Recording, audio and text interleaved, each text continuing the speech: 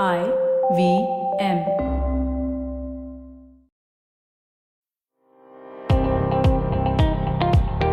Welcome to All Things Policy, a daily podcast by the Takshashila Institution.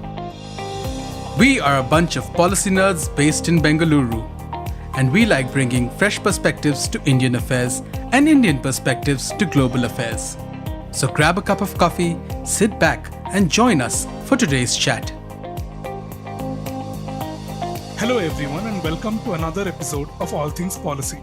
My name is Satya and I am a research analyst working on semiconductor geopolitics at the Takshashila Institution. I'm actually happy to report that I'm back with another consecutive SiliconPolitik episode, our limited series on semiconductors, geopolitics, and India's chip-making ambitions.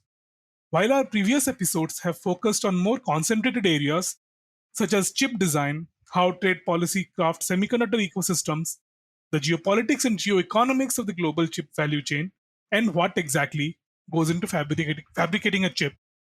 Today, however, we are going to see what goes into running a semiconductor design and R&D company. Here with me today is Vish Madhugiri, the chief strategist at Saaz Micro Incorporated, a leading semiconductor design and research company working on advanced imaging sensors for applications in space and beyond. With a career spanning 3 decades in the tech industry, including roles at the Tata Group and other major companies like Infosys and Leica Mobile, Vish brings a wealth of experience in innovation and strategy. Thank you, Vish, so much for joining us today. It's great having you here. And also, could you just let us know what the chief strategist does in a semiconductor firm to start off with? Thank you so much, Satya, for inviting me to this podcast. I'm a big fan of Takshashila, and it's really an honor to be here with you. So thank you so much.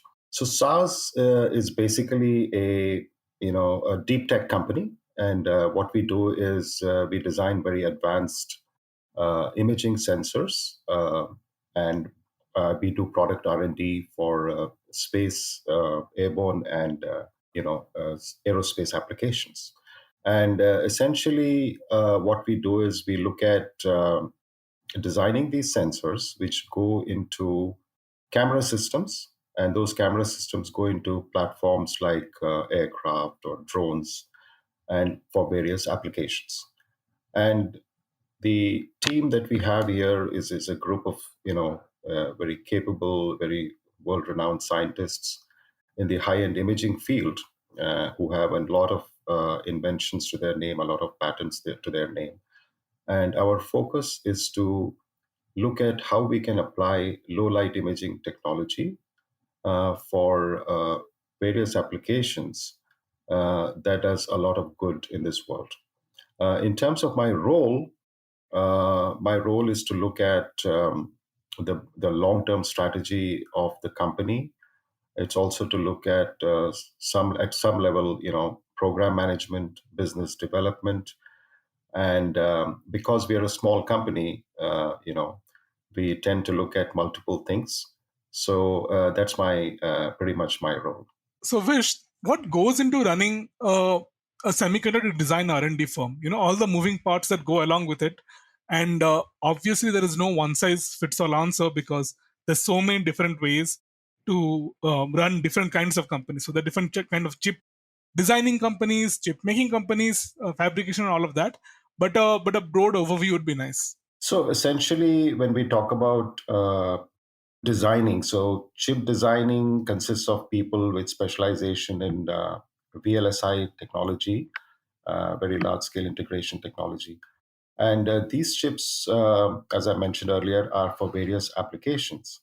So, for example, one of the applications could be for astronomy, for looking back in time. And it could also be for surveillance applications. It could be for Earth resources imaging. It could be for satellites that are placed in the low Earth orbit or in the higher orbits. So depending on the applications, the design of these chips, which as you and the audience are well aware, is a very advanced process, that becomes extremely critical. So Um, what goes into the design is first depending on the interaction with the customer, because most of our interactions are very customer specific because each customer has their own requirements. So we first have a lot of back and forth in terms of the specifications, the technical specifications, in terms of what goes into the technical aspects and what the customer actually needs. So that is the first part of it. And the second part of it is actually designing it using various design methodologies and various design software. And for example, Cadence is one of the software that we use for designing these chips. And then once the design is done, then there is a prototype product that is created in a foundry. And we essentially, because we are a fabless company, so we have to take it to a fab in order for creating a prototype product. And even before we create the prototype product, it has to go through a lot of approvals in terms of the technical specifications being absolutely okay, because once we get it right, we get it right, and once we get it wrong, we get it wrong. So once the prototype is created, then the customer has to approve it. And it's only after that that we create a production chip, and then it goes into various platforms. As I mentioned, it could go into a camera system. So we have our own cameras, and we also have customers cameras depending on what is the requirement of the customer. And then we integrate our sensors into these camera systems, and then these camera systems could be could be then put on a satellite or on an aircraft or a drone or on a ship, depending on the application. It could be also used for medical applications, for invasive imaging applications and non-invasive imaging applications. So I think the applications are pretty widespread, but in terms of the design process itself, it is pretty rigorous. And there is a lot of interaction, a lot of meetings that happen, and there are various levels of scrutiny that happen, and that is how the whole process is managed. Thanks, Vish. So also, could you just tell us a bit about the critical stages and challenges and navigating the semiconductor supply chain? Now, as a design company, you also have to deal with um, the EDA tools, like you mentioned, Cadence, like figuring out what tools are appropriate, and at the same time figuring out what kind of materials are appropriate for the kind of chip you're making. So assume those also differ based on the kind of chip you're also designing, right? And then finally, interacting with the fab that's going to be making the chip, and depending on the volume or scale, etc. So could you describe the stages or the process through which you deal with each of these separate moving parts? Absolutely. So, I mean, obviously, when we designed the chip, based on the customer's requirements, we have to look at what kind of material we need to use, because there are various elements here which are the technical parameters. For example, we could be looking at a mid-wave infrared detector, or a sensor. We could also be looking at a long wave or a medium wave or a short wave infrared detector. Now, each of these detectors or sensors, they need to be applied to different applications. So, for example, we had one of our sensors, which was used and in the James Webb Space Telescope. Now, the whole process was pretty rigorous because it was a several year long process where we had to design the sensor, then it had to go through a lot of meetings, it had to go through a lot of approvals, and then finally it was approved. And then as you know, the James Webb Space Telescope is sitting 1.6 million kilometers from Earth at a point called as Lagrange point 2, which is from where you get the gravity of the Earth cancels out the gravitational pull of the sun, and you get a very stable orbit, and then you get to look back in time at the origins of the universe in a very stable environment. So for that kind of engineering system, which is indeed one of the most complex engineering systems that has been designed on Earth and launched into space, you will be needing, let's say, a near infrared mercury cadmium telluride detector. So that material that is used there is mercury cadmium telluride. And there will be for different types of wavelengths. And you could use silicon arsenic materials for some other detectors. So the material is dictated by the type of application. It is also dictated by the harsh conditions in space.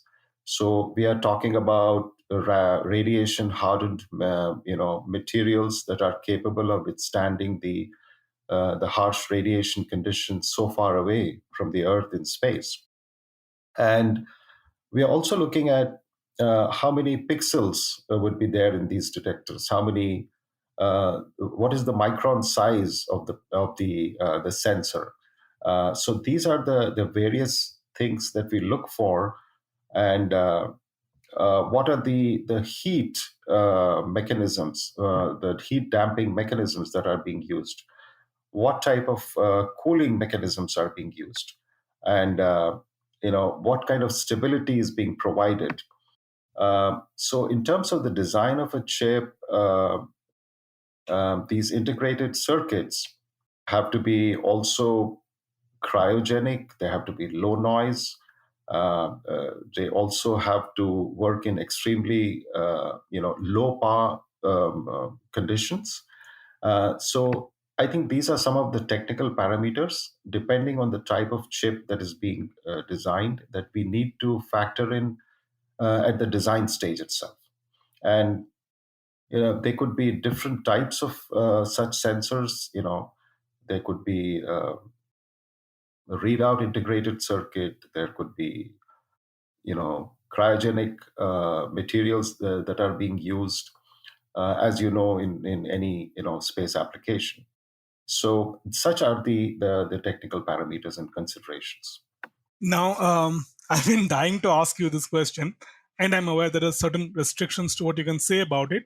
But like you just mentioned, I would like to know more about the journey to make the sensors for the James Webb Space Telescope. Like, you already covered the nitty-gritties of the development and the kind of sensors that go into it.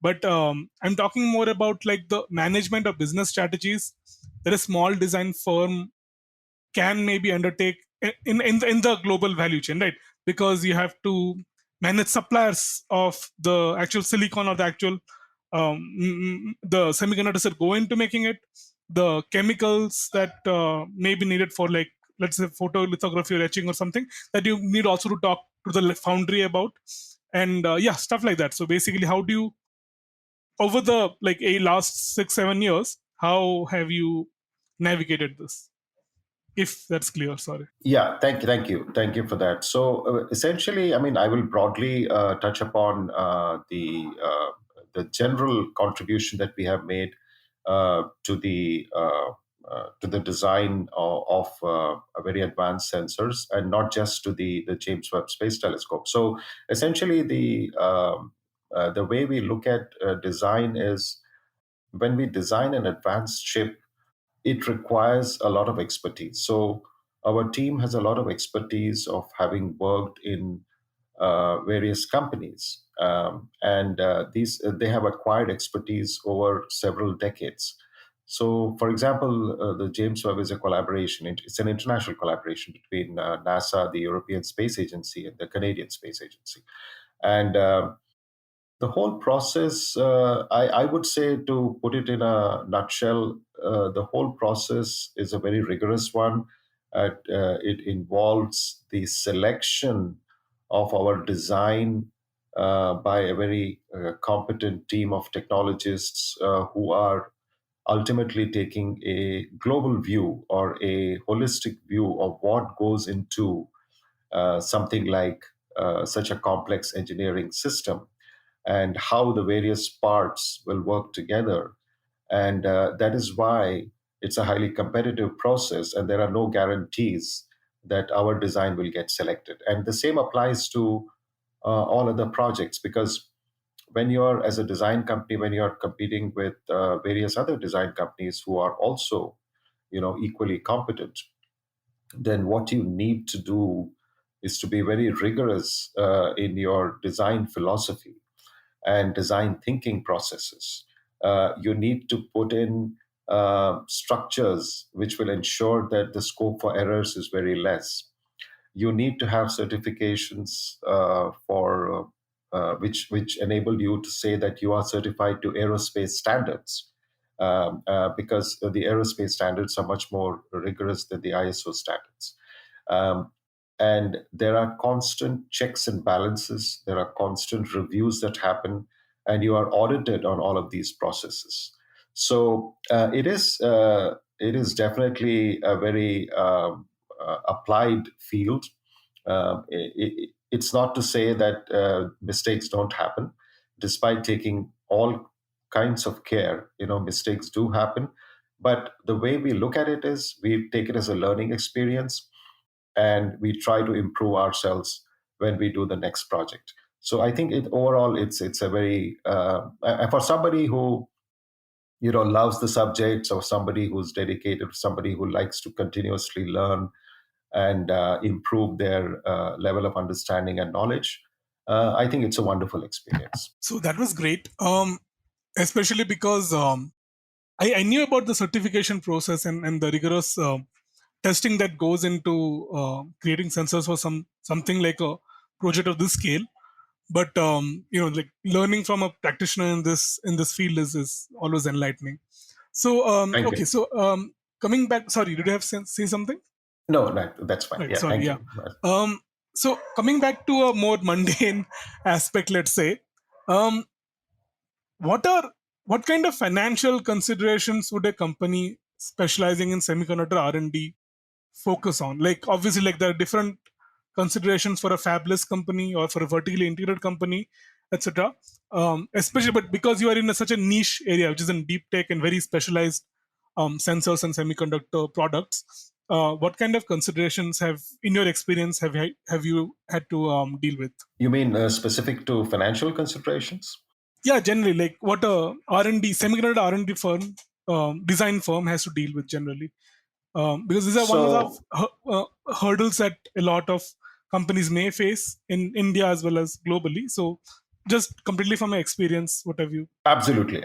I think that's a very good question. So, well, in terms of the financial aspects, I think first off, the main aspect that is involved as far as semiconductor design firm is concerned is the cost of the software that we use. Whether it is Mentor Graphics, or whether it is Cadence or any other software. The software is extremely expensive, because there are only a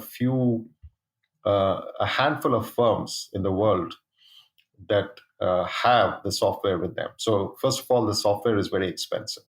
So, and of course, added to that is the fact that you need to have a very collaborative approach, and you need a firm order from your client or from the customer in order to be able to proceed. So getting a purchase order from the customer, where you have specced out everything in advance, the technical specifications, and where there is a clear mandate for you to go ahead and design the chip, or the sensor, so to speak. That is extremely important. And of course, added to that is the capability that you bring to the table. So when we talk about finance, usually what happens is there is a lot of background work that happens even before the order is issued by the company, because they want to make sure that you have the right technical expertise and the experience and the projects executed beforehand. And that is, so to speak, your track record, to be able to be convinced, and for them to go ahead and say, yeah, please go ahead and do it. And added to the finance part of it, which obviously is very important, and we usually do not go ahead with an order till we have secured the finance for it. Added to that is the preparatory work that goes behind it. So I think the finance part of it, the technical part of it, the constant interactions with the customer, they all go kind of hand in hand. And our credibility is extremely important here, because to come across as a credible player, we need to have built a track record. And it's more like a chicken and egg, and in order to build a track record, you need money. So, but yeah, somewhere you have to, break the mold, and along the way it happens, as you build up your credibility. Yes.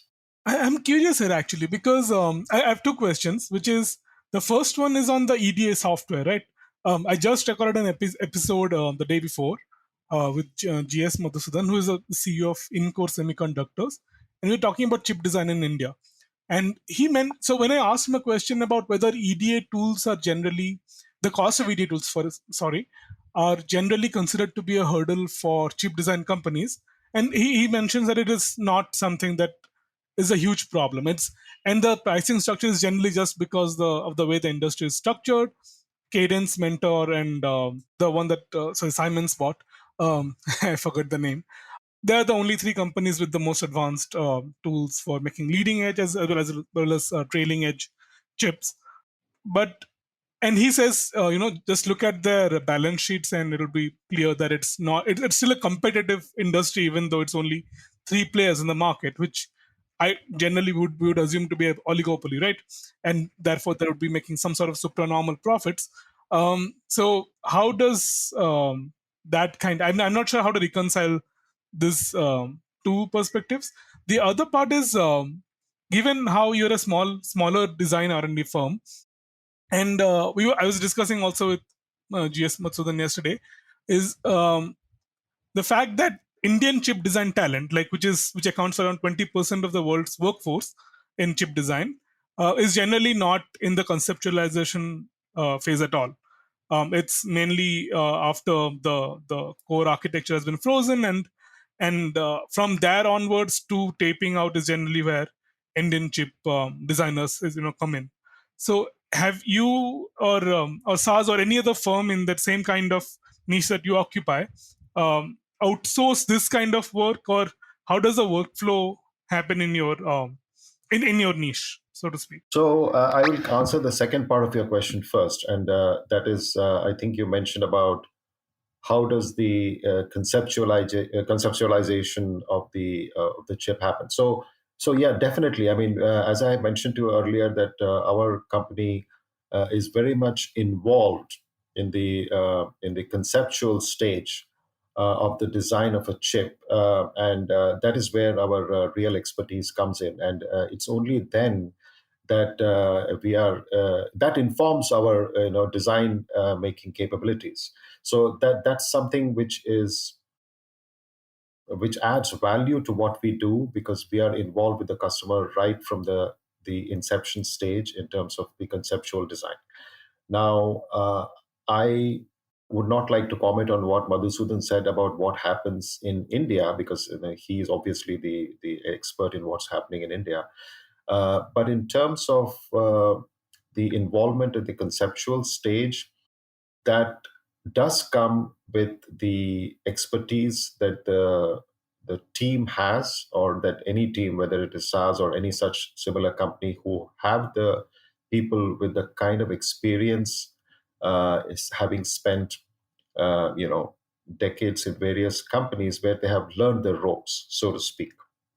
And it does come with experience. So that part of the question is, as far as the conceptual understanding of the chip design is concerned, and involvement right from the inception stage. So I think so. Just sorry to interject. My question is more along the lines of, in a firm like yours, which is in a very niche area of the design space, does the entire chip design process range from conceptualization to taping out completely, or does some part of the design workflow also get outsourced to like companies like India? Like, because that is apparently where India's chip design talent comes in globally. Let's say, like, ranging from like small companies fabless companies to like large ones like AMD and Intel. That is apparently where most of India's talent is concentrated. So that was my question. Absolutely. So, yes, it does. The answer to that is yes. So, while we are involved in the entire cycle from the conceptual stage to the tape out stage, we do outsource certain parts of the process to companies in India. So, the answer for that is yes, absolutely yes. Yeah. So, and then the first question, which is And about the first question is, yeah, I mean, I don't disagree with what Madhusudan has mentioned. That what I meant to say was that we have to build in. So when we look at the financial aspects of taking a chip design process right from the inception stage to the tape out stage, we have to build in the cost of the software. design software into the cost, and that is why this is a high cost business. And my comment was only in terms of saying that the cost itself is significant, because these companies, they are making some very advanced software. But yes, we have to build that cost into the design of the chip, and the customer is aware of that. They are aware of that. Yes. Stay tuned to All Things Policy. We'll be right back after a short commercial break.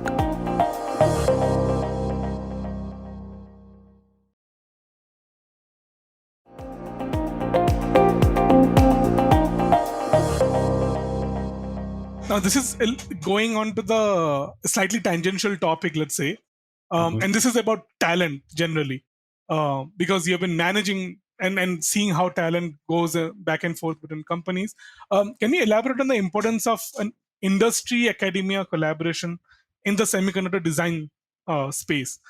And in your experience, how have you seen talent being recruited in like whatever firms, not just necessarily in your firm, but others as well? And how does that talent flow from like one part of the design space to another, let's say? Right.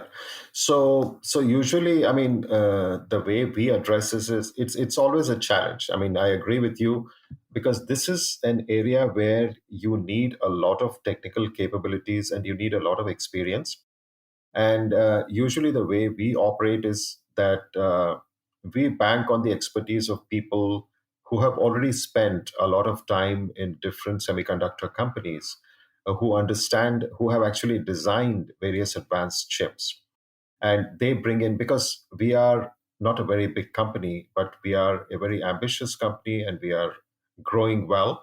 And we have to rely on the expertise of people who have spent a lot of time in other advanced semiconductor companies in terms of their design capabilities, and also in their general understanding of how the semiconductor industry works. So that is one part of it. But the other part of it is the nurturing of the talent, the young talent. And I think this is where it's extremely important to have or to create a ecosystem where you have a constant feedback loop. For example, there should be a focus on nurturing semiconductor talent, understanding of design technologies, very large scale integration technologies, focus on electronics right from the inception stage. And when we are talking about design, we are also talking about, let's say, for example, you set up a semiconductor plant in India. It is not just about setting up a big fab which costs billions of dollars. You also need the technical manpower to be able to run the plant. And this is a long term game. It does not happen overnight. And that is why, at various levels of the semiconductor value chain, you need to nurture and develop and train people at various levels of expertise. For example, you may need technical training institutions that are focused on actually maintaining a semiconductor plant. And then you need design specialists, for which institutions should be able to have streams or courses which are focused on specifically on chip design. So I think it's a two-pronged approach. One approach will not work, because in order for a company to grow, you will have to focus on multiple aspects of training. Right. So, and I'm this is a question on another prong of the what do you call it? So, not another prong, another side of the coin that basically regulates how a semiconductor ecosystem grows in a particular country, which is basically international collaboration or industrial or trade policy.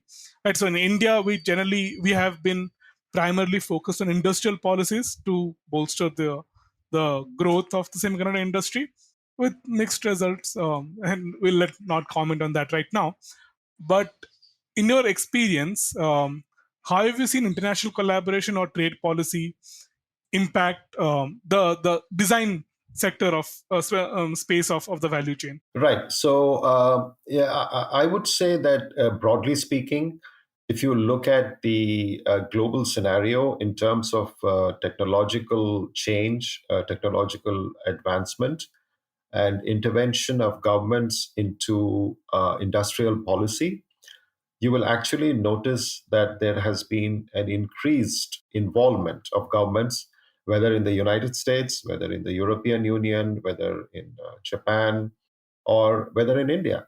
For example, if we take semiconductors, so many of these countries have come out with specific policies designed to attract or create semiconductor plants, create a semiconductor supply chain, which of course involves design as well. Now, and commercial fabrication facilities as well. Now, talking about I have per se no qualms or no objection with the government policy, because the government has to lay down the broad framework, because this is a very high cost industry, and no one country has a kind of monopoly or oligopoly on one aspect of the supply chain. This is, I mean, you know this well, that there are different countries which have expertise in different aspects of the semiconductor supply chain. And talking about industrial policy, per se, there is no problem with having an industrial policy, a well thought out industrial policy. I think the problem or the issue or the real crux of the matter is how well it is implemented. So, for example, the United States has gone for the CHIPS Act, and so far they are going about the implementation of the CHIPS Act in a systematic way. This is about a year and a half old now. It came out in August of 2022. But the point about the implementation of industrial policy, which I think is the right of every government, if they see that there is a gap in the market and they need for a country to create a competitive advantage in a certain sector. In general, I would say it's the implementation is the one that is the key to the success or the failure of any such policy. Yeah. So the other side of this question would be, how would let's say trade policies affect the design stage? Now, I know in the manufacturing stage or in the assembly and packaging stage, things like the international technology agreement under the auspices of the WTO, which aim to bring down the customs duties on specific components and end products of electronics, down to 0%, from, like, I think it's got introduced in 1996, and India was one of the first signatories to it. And obviously that was the main reason, the main thing that was trying to promote was basically ensuring that competitiveness in manufacturing or creating, basically coming up with new electronics products, was not hindered by protectionist policies, or basically ensuring that the most competitive and best products kind of win out in the end. Now, I haven't seen something like that affect the design sector, because it's mainly a services company, I would assume. Services, not companies, services concern, I would assume. But do you think something like this, the trade policy, kind of affects semiconductor design space at all? Or would you say it's like the global services kind of agreement that exists that allows either the free travel of talent or knowledge, or I don't know, maybe materials even. So could you answer that? Yeah. While I'm not an expert in trade policy and in terms of these international agreements, so I would say that in general, as far as design is concerned, there is already a great level of collaboration, for example, between the United States and India. In terms of the design of many of the multinational companies that are based in India, the chip designs happening in India itself. So to that extent, I think there is already a free flow of information and exchange of technologies and the use of the design software that is happening freely. So that is one part of the question. And in terms of how India can gain from that, I think we alluded to that a little earlier, that if Indian design companies can get involved in the conceptual stage, rather than being given a design to then design it, so to speak, a template to then design it, that will contribute to moving up the value chain as far as the semiconductor design process is concerned. So I think I would say that. Right, that's also something we have been echoing, and also something that we have been seeing become a common pattern in most of our episodes, with lots of people talking about the need to move up the value chain. But I mean, the starting point usually is at the lower ends of the value chain, where it's easier to get a foothold and then expand upon it. So now this is coming back to the kind of technology intersection space, which is and this is kind of like a very hypothetical kind of question, which is like, how would a discipline like, let's say, AI intersect with the kind of semiconductor design work that's been happening till now? And now there's been reporting on it already. Like, the companies are developing AI to create, automate a lot of semiconductor design efforts. But I haven't heard a practitioner's perspective on it. It's basically just economists citing on it, etc. So, do you have any views on this? I mean, how this would be potentially affecting the sector down the line? So that's a very good question. So if we look at the evolution of AI technologies or artificial intelligence itself, it's not something which is new. So basically, the I would say the origins of this AI started somewhere in the 1950s itself. And of course, there was an AI winter in between where not a lot of progress happened. It was for about a decade or 15 years. And then the whole thing started again from 2012 onwards. Now, when we talk about AI, there were certain conditions that were created after 2012, which enabled the exponential rise of AI as we see it today. And that is where the link between semiconductors or the chips and AI exists. So, why was it that artificial intelligence did not evolve at the pace that people expected it to evolve for a few decades and then started rising pretty fast after 2012? So, one was the non availability of chips with much higher processing power. So, you could not pack a lot of pixels into each chip. And so that was one, was the increase in the ability of the chips to process more and more and more information. And the second was the availability of social media, the exponential rise of social media like Facebook and Twitter and others, which enabled huge amounts of information or data to be collected, which could then be processed into meaningful information. So we talk about massive amounts of processing power, that is computing power, and we talk about the availability of data for the algorithms to be able to crunch on the data and learn from them, because these algorithms learn repeatedly by repeating tasks and getting better and better at it. So these two elements, for example, something like an Uber could not have happened before it actually happened, because you have different technologies coming together, GPS, then you have the phone, and then you have the data that is being processed, and then you have the navigation systems. So a multiplicity of technologies, or what I would call as interdisciplinary technologies, coming together and creating a meaningful product. So there is definitely a link between semiconductors and artificial intelligence. And in terms of how they are being used at this point, I think this is an evolving scenario. And there are various chips that are being designed where you have AI capabilities being built into them, even right at the edge, so that the AI algorithm can take certain decisions autonomously.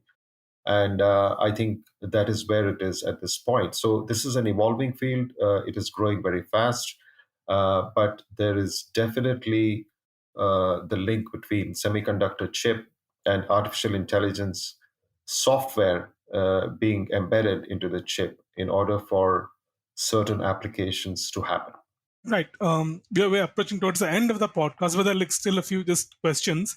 Again, I'm now heading back to the more technical side of things, which is now we know the different kinds of chips that are manufactured generally, which are like leading edge general purpose computer chips, like the ones that we have in our laptops and smartphones, to more very specific ones like AI accelerators or even GPUs like NVIDIA's. But then there is a whole other class of chips which are like you mentioned, like sensors, the ones that Saaz is working on.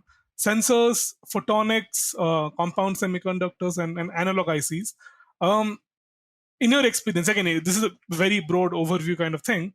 In your experience, what kind of specific challenges are there, or how these challenges differ from designing chips for sensors and analog ICs, for instance, compared to designing general purpose computing chips like Intel's or AMD's or even ARM's? So you're referring to what's the difference between an analog chip and Yeah, the other what's the types? difference between the different kind of challenges that come up when designing for analog or chips or sensors versus like designing a general purpose computing chip? Oh, okay. So so it really depends on the application. So if we are talking about a general purpose chip, then obviously the technical parameters like dark current and other aspects may I mean, it really depends. I mean, I cannot generalize this, but I think it really depends on the application. When you talk about general purpose chips, I think you're referring to the ones that are used in mobile phones Yeah, and yeah. others. So these are mass application chips, and I would say that in terms of the variation that happens or the differences that happen in terms of design, because they are mass produced chips, the design is kind of, once it is frozen, it is kind of standardized, and then it is applied to millions of chips. So that is then you have economies of scale. So I would say one of the essential differences between chip that is mass produced is the economies of scale that a design company can achieve by targeting the mass market or the commercial market, and then doing the same design over, let's say, millions of chips. So it can benefit commercially because the platform or the design gets standardized, and you can apply it over so many applications in the commercial space. On the other hand, if it's a very, very specific chip for a very specific application, by its very nature, it involves a lot of customer interaction, because the customer would want it to be of a specific technical design for a specific application. And that limits its production, that limits its market, and it also brings in considerations of confidentiality, because it is the intellectual property is something specific to that customer, and that cannot be shared with anybody else. So it limits the market, but it is something that is highly specialized, and it pushes the boundaries of technological excellence, because that is actually where you learn a lot in terms of then being able to use that technology for some other application. So you're pushing the envelope in terms of your technological excellence, in terms of the future profile of your company, in terms of your growth prospects. So that is where it helps in R&D, in pushing the boundaries of technology for humanity. Right. So another technically sided question, which is now a lot of non-leading edge chips, again, like going back to photonics, analog ICs, or sensors, or even displays, they're not necessarily made at like say TSMC, for instance, because they don't need that kind of production nodes. In your experience, what kind of um, downstream linkages like foundry services or packaging services, etc., um, are necessary, or not necessary, are the ones that are mostly used for this class of chips? The ones that are not general purpose computing, or the ones that do not have to be leading edge to be successful or to be commercially viable. So aside from the concept of the volume or economies of scale, so what kind of services have you, in your experience, seen go into to creating this kind of chips, these classes of chips? So yeah, again, a very good question. So, I mean, if you're looking at chips, whether it is focused on a very specific applications for R&D applications, then I think we are also looking at advanced packaging and manufacturing programs, because in order to, it's not just enough to design the chip and then fab it out at a foundry. It is also extremely important as to how to package it. So I think while the conventional thinking has so far has been that packaging is a kind of a low end aspect of the semiconductor supply chain or supply process, it is in fact actually a very critical aspect, because and it's something which uh, um, you know it's down the value chain, or downstream, I would say, not down the value chain.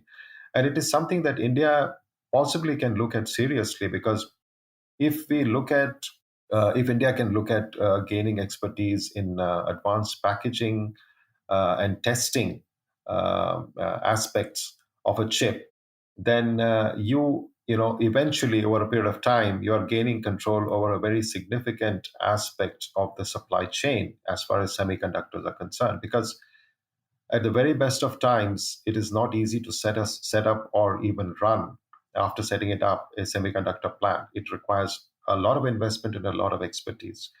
So this is something which India could look at.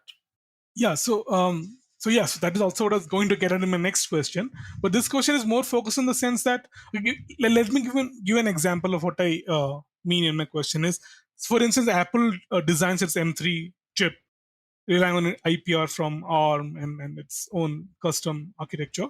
And then it tapes it out, etc., all of that, and sends the design to TSMC to be fabbed out on its latest 3 nanometer process node. Now, my question is very simply just that, for, let's say, sensors or other classes of chips which do not need this 3 nanometer process node, and also do not need the kind of advanced, well, maybe they're advanced in their own right, but not the kind of advanced packaging that we normally think about when we think about the Apple M3 Max chip getting fitted onto a motherboard for the MacBook Pro, right? Uh, where does these classes of chips, where do they go to be fabbed, generally speaking, and packaged generally? I don't know. Maybe it's China, Vietnam, or Taiwan, but I would like a perspective from you. So I mean, there are various such types of chips. There are various foundries in Europe, in Europe, and also in the United Kingdom, in Korea. So these, I would say that they would go there. I mean, TSMC obviously started off as an integrator. I mean, they as you know, they actually produce the chips from various companies across the world. But if you're talking about the more general application ones, then they do go to foundries across the world, and more so in Europe and in the United States, of course. Yeah. Right. So that is one part of the value chain that you don't normally hear about a lot in the current narrative about how chips are so metacritical to the global stage. And almost everyone focuses on the the glamorous part of the value chain, which is Intel's latest core processors or the Apple's M3 Maxes, etc. But yeah, but however, like as I mentioned, chips like these, which are primarily embedded chips or chips for power conversion, etc., or sensors, those are something that usually escape the public's eye.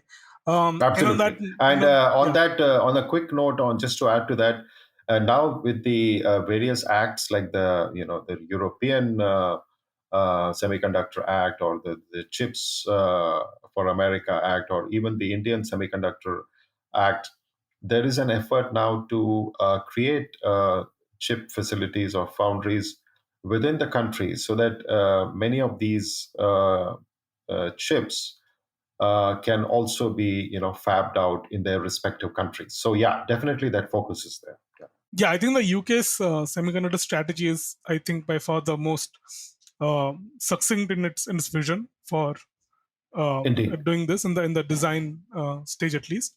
That's a very Um, interesting point, because I think what the UK has done in terms of its new semiconductor policy is to clearly state that they will only focus on things that they are good at, and that part of the semiconductor supply chain that they are good at. And I think that is good, because it is a very complex business, and it is not possible to gain expertise simultaneously in every field all at once. And therefore, it always helps to play to your strengths, to build up expertise, and gain a foothold in a critical part of the supply chain where you become a valuable player, and then kind of have some influence over the whole process. Otherwise, doing everything is not just financially feasible, not feasible, and it's also going to have a lot of implications in terms of industrial policy, and in terms of things kind of potentially going wrong. Right, and that point about trying to simultaneously gain expertise in multiple parts of the value chain, even within the semiconductor stage, so the design stage of the value chain itself, is very difficult, and China is discovering that right now. I mean, we don't know what is going to happen post the export controls, but that leads me beautifully to the next question. I think one of the last questions I'll ask you. It's almost an Mhm. hour long, which Mhm. is in your role, I mean, the chief strategist. Have you what is your perspective on navigating geopolitical challenges that impact the semiconductor industry? Now, I'm not talking about just like like things like memory prices increasing or decreasing, because that's a boom bust cycle that everyone knows.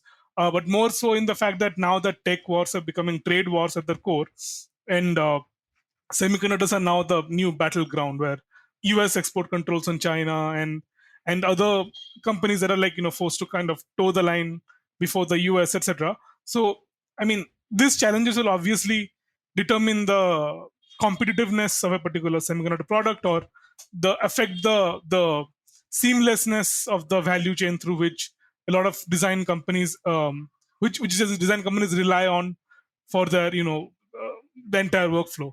So, any perspective on that? So I would say that in general, definitely. I mean, post or during COVID and post COVID, we have observed that semiconductors have increasingly become a geopolitically very sensitive, and for all the reasons that we already know, semiconductors have always been a very high cost industry.